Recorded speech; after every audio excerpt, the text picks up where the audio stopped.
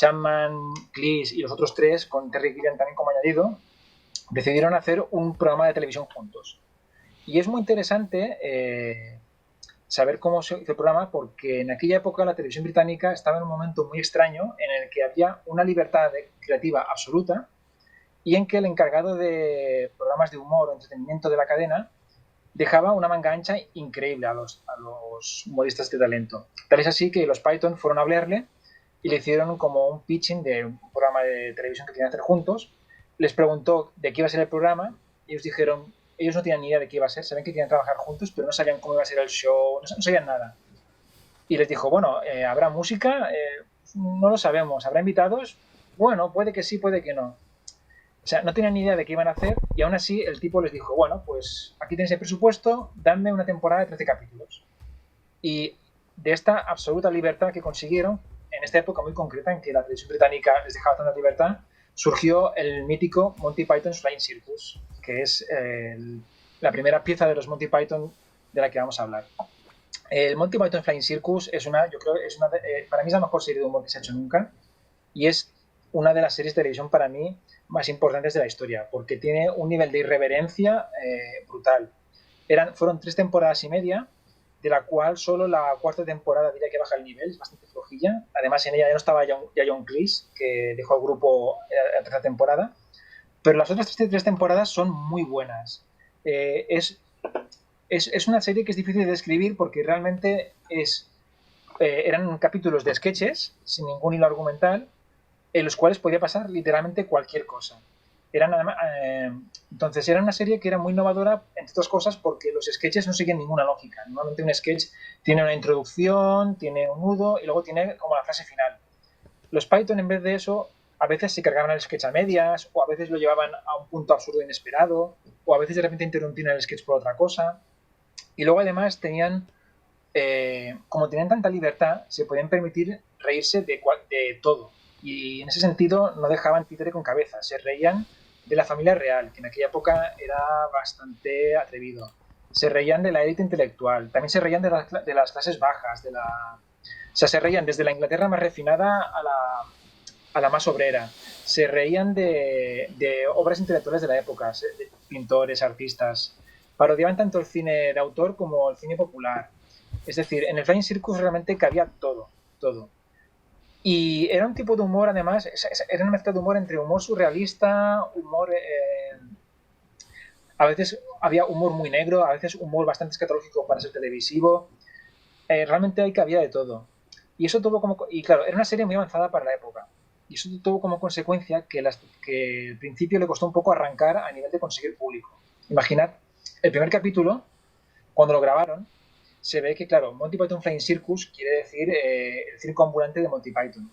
Y para el primer show, la gente que fue a la grabación eran, según dicen ellos, ancianos, en su mayor parte, que esperaban ver un programa de variedades, de números de circo. Y en su lugar se encontraron pues una serie de sketches rarísimos, absolutamente pasados de rosca, y fliparon bastante. Y tal es así que los primeros capítulos del Flying Circus les costó encontrar un público.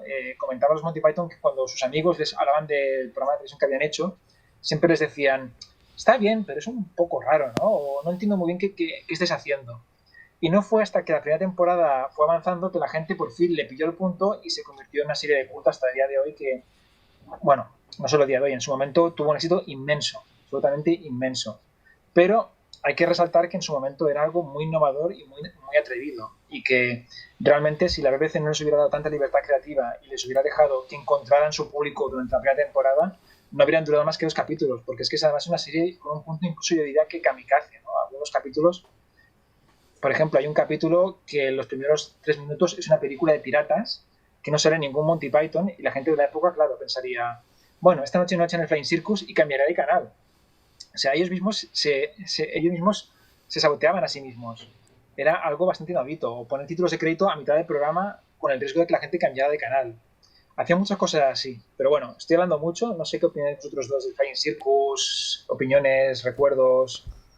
Pues a mí, por ejemplo, una de las cosas que más me llama la atención de Flying Circus son las referencias a la propia BBC.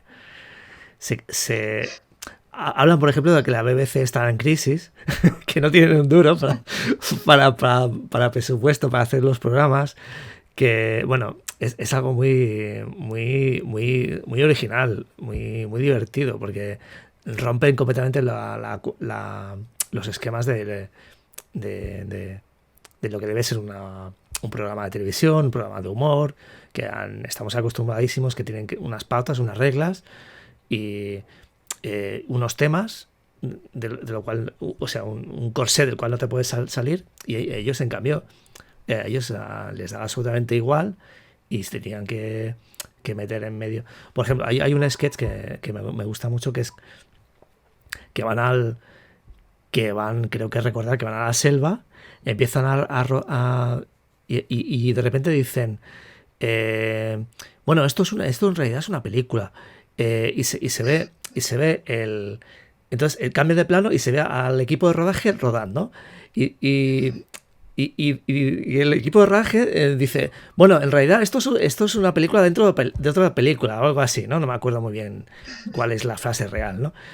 Y se ve otro equipo de rodaje que está rodando al equipo de rodaje anterior, ¿no? O sea, es como o sea, era un humor que se notaba que había intelecto detrás, que no era la típica payasada de caerse o hacer chorradas o vestirse de mujer, que eso también lo hacían, ¿no? O sea que había unas ganas locas de romper con todo bueno, y que es un claro antecedente de las películas que luego hablaremos, ¿no? Y si no ves Flying Circus, las películas pues se te quedan como, o sea, te quedas con una parte de la obra de Monty Python, pero te quedas corto, vaya, viendo solo las 3 películas, más alguna otra que hicieron después, no cada uno por separado, ¿no? De lo que hablaremos después. Es que para mí, como humoristas, la cumbre de Monty Python es el Flying Circus. Sí. O sea, las películas me encantan, ¿eh? Pero como humoristas, para mí nunca han hecho nada tan divertido como Flying Circus. Es que también te diría que el Flying Circus es quizá con lo que más me he reído en mi vida, incluyendo películas, series, humoristas, lo que queráis. Y me gusta mucho eso que dices, porque realmente tienen ese punto intermedio de que se les ve que son gente culta, que muchas veces hay referencias bastante cultas en sus sketches y demás, pero también usan muchas veces el humor súper bajo, súper tonto, de mal gusto, o sea, ni se recrean solo en el humor de mal gusto facilón, ni tampoco se hacen humor un poco mirando encima del hombro, muy intelectual, sino que lo mezclan todo, ¿sabes? Eso es algo que me gusta mucho, están entre los dos mundos, ¿no? Ni quieren ir de intelectuales, ni tampoco quieren ir tampoco a lo fácil. O sea, yo creo que están un poco en ese término medio que es fantástico. Es que yo recuerdo una entrevista que vi de John Cleese, en el que John Cleese decía algo así, que ellos en el fondo lo que querían era hacer humor tonto, silly, ¿no? El humor tonto y ya está. Y que en el fondo no les motivaba más que eso. Lo que pasa es que lo que en realidad su humor es tontísimo, porque ocurren muchas tonterías, es tontísimo. Lo que es brillante es la ejecución. Es un humor muy original, es muy creativo. O sea, no es, ¿cómo te diría? No es alguien, tenemos este chiste y lo decimos y ya está. No es como, tenemos este chiste, vamos a ver cuál es la forma más absurda y delirante de plantearlo. Y realmente lo que hace brutales a los Monty Python no es la gracia de sus chistes en sí, sino lo divertido que es, cómo lo ejecutan, cómo te sorprende, cómo te rompe, ¿no? Cómo te deja el culo roto ahí viendo cómo han planteado los gags. Y quiero comentar algo más, pero se me ha ido la cabeza. Así que continúa. Pues, por ejemplo, el uso que hacen de...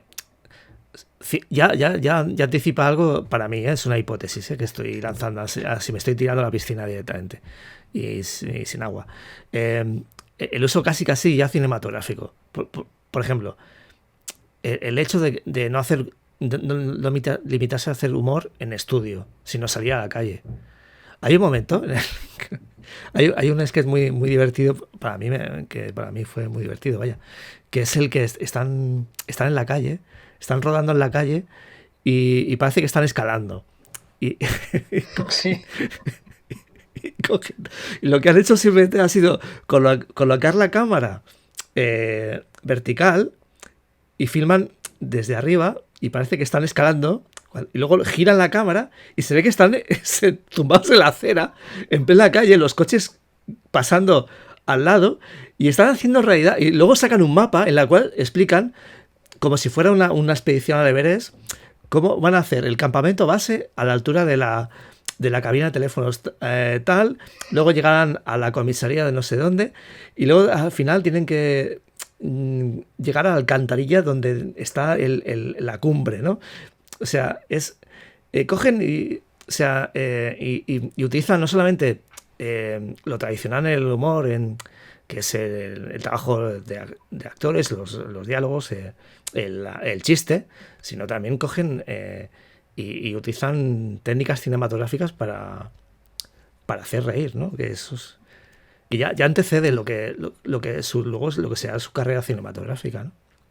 Es que A mí me usan gusta elementos... mucho. Nada, solo es muy breve. Que me gusta mucho cuando se ven sketches grabados en la calle, fijarme en la gente mirando, que es muy divertido ver la gente que pasea por la calle y que les ve grabando sketches. Es muy gracioso porque les ves que se quedan mirando con cara bastante flipada. Como te imaginas ser un inglés yendo por la calle y ver a estos tíos tal y como iban disfrazados o las cosas que hacían, yo creo que debía ser bastante pintoresco en la época. Y más cuando todavía no eran conocidos y no podías reconocerles. Eh, respecto a lo que decías, Oscar, no solamente son muy cinematográficos, sino además son también muy televisivos, en el sentido de que ironizan mucho de cómo se hacía la televisión. Y hay muchos gags que están construidos a partir de reírse de la propia televisión, de cómo presentan los programas, de cómo trabajan los reporteros, y están siempre ironizando con el tema. Es un tema que conocen de cerca y además son los suyos de la BBC. O esas interrupciones en la emisión. Interrumpimos la emisión para decir que no sé qué, no sé cuántas. O ese presentador que dice, y ahora volvamos vamos a un tema completamente diferente, ¿no? Y Sí, sale sí, ahí un sí. segundo y se va y tal, ¿no? Y he recordado lo que quería comentaros antes y tiene que ver con el tema de lo intelectual. Es cierto que el humor de los Monty Pythons en Flying Circus y también en las películas está lleno de gags donde hay referencias intelectuales, ¿no? Pero ahora mismo me vienen en mente dos, por ejemplo. Me vienen en mente, además, dos gags que me encantan. Uno es el partido de fútbol entre filósofos alemanes, existencialistas alemanes, Y y, griegos. y luego el de los griegos, exactamente. Es un partido de fútbol en que te nombran a un montón de nombres. Bueno, en los alemanes te ponen a Beckenbauer, ahí, te lo ponen ahí. Pero bueno, o sea, te meten un montón de nombres, pero al final lo que hacen ellos es quedarse pensando y pasando olímpicamente del balón. O sea, la gracia está en cómo juega con la intelectualidad. O sea, y además o sea, es un gag partido en dos, entonces luego vuelve el gag y vemos a Karl Marx calentando, que lo vemos corriendo, pam, pam, pam, a Karl Marx ahí, y cuando sale y sale a hacer lo mismo que los demás. Sí, sí, se pone a pensar así con la cabeza, luego como diciendo, bueno, porque... Luego Aristóteles ve Eureka y al final Sócrates marca de cabeza Bueno, y tal, pero la gracia está en cómo se ríen de la propia intelectualidad. Sí, evidentemente es un chiste eso es un gag en el que nos reímos de nuestra propia intelectualidad, porque además es absurdo, es una chorrada.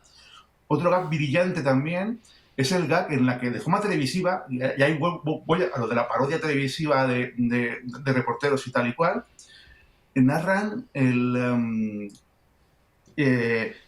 cómo Picasso está dando la vuelta por Inglaterra pintando cuadros, o sea, en bici. ¿sabes? En bici, pintando cuadros en bici, ¿no? Y todo lo presenta de una forma totalmente absurda, muy periodística, pero riéndose del periodismo, con declaraciones de gente, con no sé qué, no sé cuánto. Y al final, cuando llegan ahí, cuando está por fin el periodista que para ver a Picasso, viene una señora que dice, no, es Kandinsky. Aquí es Kandinsky, ¿no?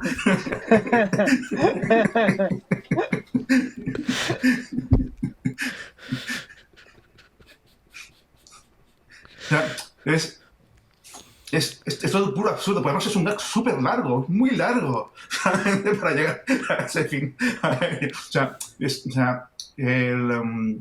sea, básicamente no es ser intelectuales por serlo, sino reírse de ello, en realidad.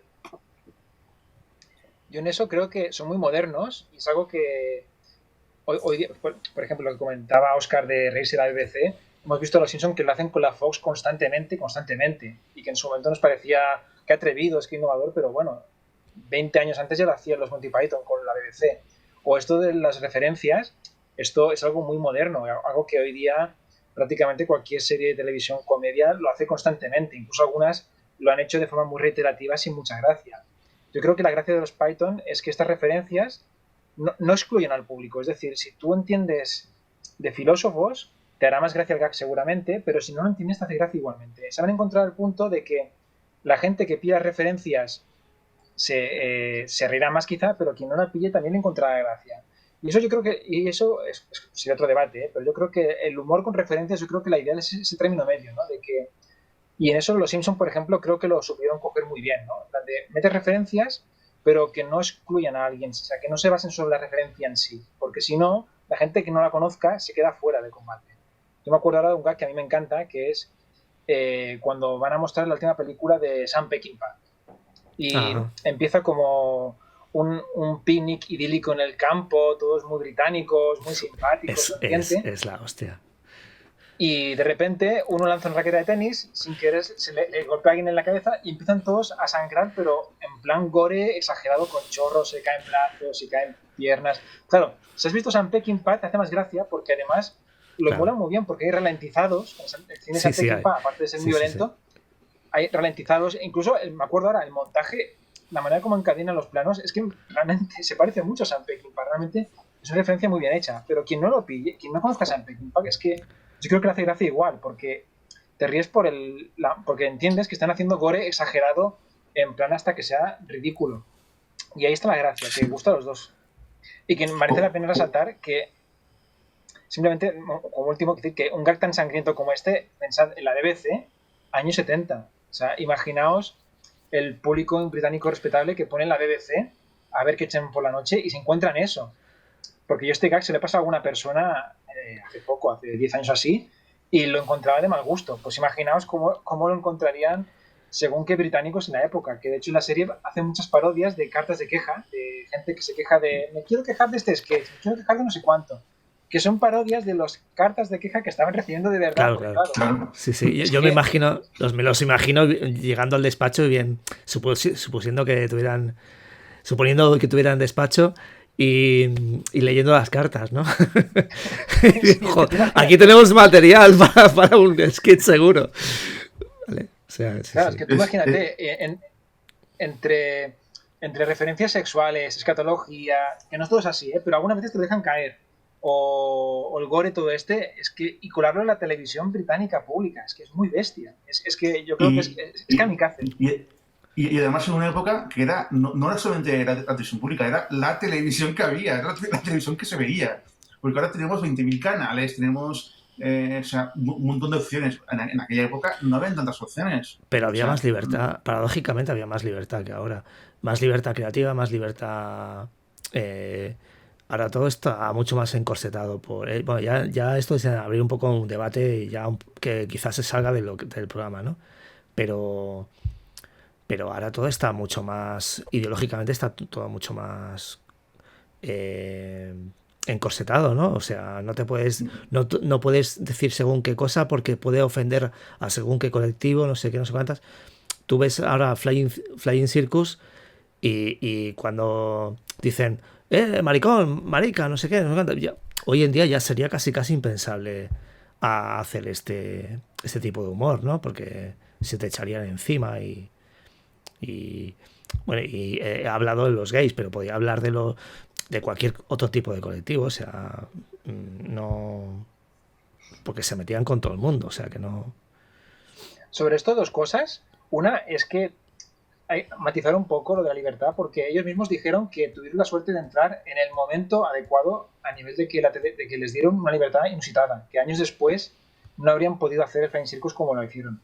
De hecho, ya la tercera temporada tuvieron algunos problemas de censura. Hubo un gag en el que un concurso en el que tienen que resumir con tiempo perdido de Proust en un minuto o con pocas palabras. Es buenísimo. Y unos concursantes decía que sus aficiones eran el tenis, estrangular animales y masturbarse. Y por lo de masturbarse, la BBC les dieron un tirón de orejas y les censuraron. Y que ellos decían en coña, joder, pues es mucho peor lo de estrangular animales, la verdad, pero bueno. Pero es lo que yo he pensado, es lo que he pensado yo. Joder. ¿Justo te vas a censurar algo? Pero sí que eso demuestra... Bueno, básicamente porque lo de estrangular animales no lo haces todos los días. Bueno, no, pero piensas, oye, no os masturbéis, pero hey, estrangular animales, lo que queráis, ¿eh? Bueno, además que tampoco tienes tanta práctica. Eso no lo sabes. Bueno, en mi caso, hablo por mí, hablo por mí. No, lo digo porque a lo mejor tengo animales aquí y me dedico a estrangularlos. Sí, como John Cleese en Criaturas Feroces. Exacto. Pero en todo caso, eso sí que es importante, de que la libertad que tuvieron fue también mucha suerte, de que fue justo un contexto en el que había mucho presupuesto para programas de humor y que les dejaron hacer una temporada entera sin tener ni una sinopsis, o sea, no tenían nada que ofrecer al programador de humor, nada. Simplemente les dejaron libertad porque como eran todos humoristas más o menos conocidos y habían hecho programas antes, les dijeron, haced lo que queráis, o sea, los guiones ni los miraban. Y lo segundo que iba a comentar es que lo que decías, Oscar, los propios Monty Python te dan la razón. Yo he leído entrevistas a John Cleese, Terry Gilliam y demás diciendo que creen que a día de hoy no podrían hacer el Flying Circus por el temor a ofender a ciertos colectivos, o que la manera a veces de referirse a ciertas cosas se consideraría como de mal gusto, y que en aquella época sentían como la libertad de que se podían meter con todo Dios como hacían. Entonces, sin entrar en el debate sobre si es así o no, sí que te puedo decir que tienes de tu parte a los Monty Python. Gracias. Aunque yo me refería, cuando salió el tema, salió porque yo dije que solo existía la BBC. Yo lo que quería decir era que la gran mayoría, o sea, lo que yo me refería era que la gran mayoría de británicos tenían que ver Flying Circus o apagar la tele. ¿Sabes? O sea, es que no se quedaba, ¿sabes? O sea, eso es muy heavy. Eso es muy, muy heavy. O sea, durante 3-4 años estuvieron Flying Circus poniendo ahí su metralla cuando era lo que había en la tele. Bueno, también podían irse al pub, o sea que... No, pero... Y otra cosa, antes de que acabemos con Flying Circus, pues para que no se nos olvide básicamente que no hemos comentado nada de las animaciones de Terry Gilliam, que yo creo que es algo muy importante. Que es verdad que la base de Flying Circus son los 5 principales, porque además eran actores, guionistas y demás, pero Terry Gilliam, aunque al principio estaba un poco aparte, luego veremos cómo poco a poco fue ganando importancia, sus animaciones yo creo que es como lo que le faltaba a la serie para acabar de ser más memorable, ¿no? Para que no sean solo, o sea, si fueran solo sketches ya sería muy buena, pero es que si encima metes esos intermedios con esas animaciones tan raras y tan extrañas, hace que el conjunto sea tan bueno, ¿no? Quizás si fueran todos sketches, estarías algún momento como de, no de descanso, pero bueno, cambiar un poco, ¿no? Para que no sea todo rutina, sketch. Y el humor de Terry Gilliam con las animaciones me parece brutal. Además, él lo explica en bastantes libros y entrevistas, cómo lo hacía. Lo hacía con pocos recursos, mucha imaginación, iba a bibliotecas públicas y cogía libros de ilustraciones antiguas, las escaneaba, lo hacía él deprisa corriendo en el estudio. De hecho, iban con tan poco tiempo para hacer todo esto que el resto de Monty Python no veía las animaciones hasta que se emitía el programa muchas veces. O sea, los convocaba para que pusieran las voces, les decía que tenían que decir, pero el resultado final muchas veces no se veía hasta que no se hacía el programa. Y son animaciones que además encajan muy bien con el humor del resto, porque aparte de ser muy surrealistas, se meten mucho con esa especie de pasado británico tan encorsetado y tan victoriano y tan mitificado, ¿no? Me gusta mucho cuando coge fotografías victorianas clásicas y les hace hacer cosas que son súper fuera de lugar, extrañísimas, incluso de mal gusto. Es una manera de coger la respetable Inglaterra victoriana y pasársela por el Y, forro. y además que es ultra violento, o sea, es cosas que machacan cosas o personas, cosas que se comen personas, personas que se comen cosas, animales. Bueno, todos los gags son violentos. Hay una agresión de por medio. Pero es muy, es muy divertido, es flipante. O sea que no. A mí me encanta en cómo afecta al ritmo del programa, en cómo el ritmo, o sea, cómo las animaciones rompen los gags, los une, ¿sabes? Cambia, o sea, cambia completamente porque además la animación, o sea, los personajes de un gag normalmente van de derecha a izquierda o de izquierda a derecha, como mucho, de fondo, ¿sabes? O sea, eh, mientras que la animación va por todas partes. Te puede aparecer en cualquier lugar de la pantalla. O sea, me refiero al movimiento. Te puede aparecer un pie de arriba a abajo.